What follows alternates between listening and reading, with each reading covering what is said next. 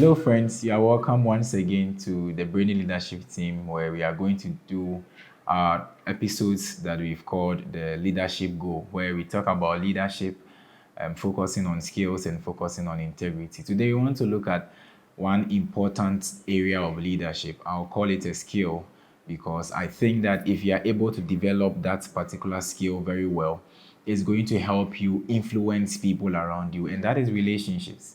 How well is your relationship with the people around you or the people you are leading? You can't lead the air, obviously. You would have to lead yourself and you have to lead people. And how well are you building your relationship with the people that are around you? And there are three things I want us to look at today in building relationship. The first thing is to love. Love everyone, love people around you. Just show them love. Everyone deserves to be loved. Every single person deserves to be loved. And I tell you, the extent of your relationship with people tells the extent of influence you can have in their life. If the strength in your relationship with people is very weak, obviously the impact or the influence you are going to have in their lives is very, very weak or is very, very minimal. And so you have to genuinely love the people who are around you and the people that you are leading. The second thing we want to look at is to value people. I read it somewhere that even the foolish person will once make sense. So the one that you claim unwise or who is not important around you will one day be of help to you, be of benefit to you. And that is the reason why you have to genuinely value everyone. Every single individual has some form of value in them. Every single individual.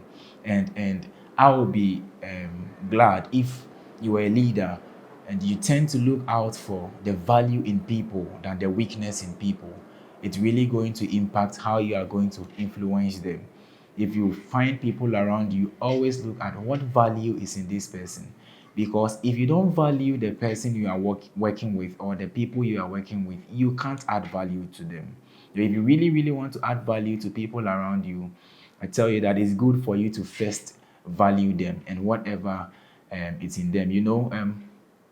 The more you learn to understand people and then also gets to cope with the experiences that shape their opinions and their way of living, it's easier for you to tolerate them or understand their views or perspectives. But if you don't really understand people, you don't really put yourself in the position as a leader and think through the things that actually formulate the people around you individually, which is work for a leader to do, because you are working with a group of people, you are working with different people, you are meeting different people every now and then, and you would have to relate to with everyone on a level that is going to tell them that you value them. It is work for you to do as a leader, but then that is the best thing you can do, because once you are able to find value in them, then you can add value to them. You can have a good way of adding the value to them. Of course, I'll be quick to say that the fact that you have to add value to people does not mean that you should compromise your standard. Don't get it twisted. If these are your set values and beliefs that you have, there is no way for you to allow somebody to step in and compromise your standards. Because if I value you to the extent of the standards I've set for myself or the beliefs I have for myself. I can't go beyond that. That is why, for example, you are with somebody, you value the person so much, you are adding value to the person, but the person gives you ideas or talks to you about things that are compromising to your standards or to your belief, you wouldn't have to subscribe to that. So, valuing people, as we've said, is to find the good thing in them and then add value to it. But then it doesn't mean that you should allow them to compromise your standard. Just get it right. Then the last thing we want to talk about relationship when you are working as a leader is that you are going to put people first. It's really of a thing that you put people first when, and that is where service comes in. When you put yourself at the back and say, hey, these are the people I'm working with, these are the people I'm serving, and then I'm going to serve them diligently, I'm going to serve them wholeheartedly.